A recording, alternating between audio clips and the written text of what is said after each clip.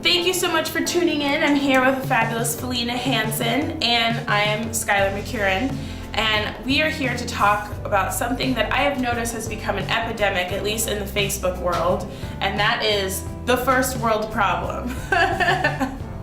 So I've seen just a lot of different memes that are so funny, you know, like my Netflix is stalling, first world problem, or they also call it like the white wine, and also the white wine. Yes. I've heard that. There's a whole blog dedicated to those two things. That's awesome. I love that. I'm also noticing too how this is translating into like conversation. When you first are asking people how they're doing and their response is something that's automatically negative, like I'm so overwhelmed, I'm so upset, I'm frustrated, I'm tired, which don't get me wrong, I'm not always sunshine and butterflies myself. But this actually just kind of, it brought up a really interesting point that I kind of wanted to share, and that just being one of gratitude. So my cousin actually just got back from a trip from Uganda, and she was there for 2 weeks working in all these different orphanages. And what she was saying is, I asked her, tell me the first 3 things that you learned about your trip on a text message, just really quickly, because I want to get an appetizer of your trip. And she said, number 1, that Ugandans are the wealthiest people in the world and Americans are poor. And I thought that was really interesting, and I said, why? And she said, because in Uganda, at least in the orphanages that she was visiting, there was absolutely nothing. Food, water, resources, nothing. But the people were so joyous and so happy and so grateful for everything. And then I kind of started thinking about how that kind of translates to this whole first world problem and this kind of like self-deprecating humor that we've all kind of acquired in that realm, and just really trying to kind of reposition our thinking as to, I'm so grateful to have the ability to be so busy that I have work. Or I'm so grateful that I actually can access Netflix instead of being so frustrated that it's frozen. You actually have that kind of technology at your fingertips. That's been something that I've been trying to practice and work on, and I think that it's been really transformational and really helpful in how I approach my day-to-day frustrations, is approaching things from gratitude instead of frustration. So important.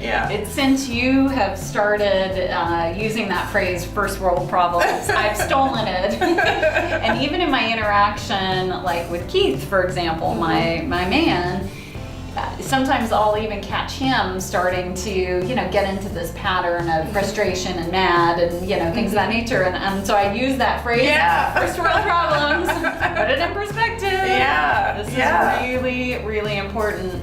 I actually recently did a little video on just this topic around exactly what you just said. When you ask somebody how they're doing, and the standard response now among business people, at least in San Diego, is busy. That's the word. How are you doing? Busy.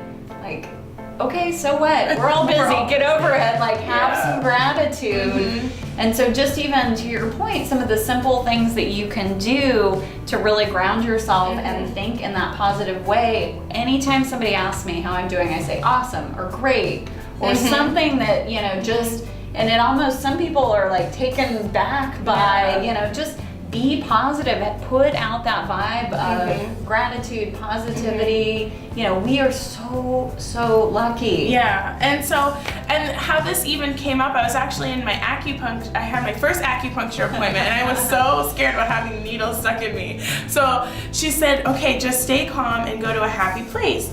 I've never been good at meditating. I suffer from shiny object syndrome, so I decided to just fill the hour with things that I was grateful for.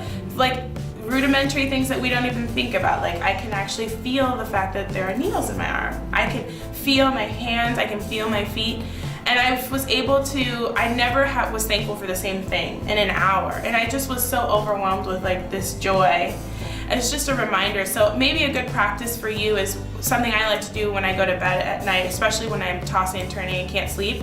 I list everything that I'm grateful for, starting from the fact that I can even think in that way, that I have the luxury to be grateful for things. So awesome. Yeah. I love it. So, get rid of your first world problems. Awesome.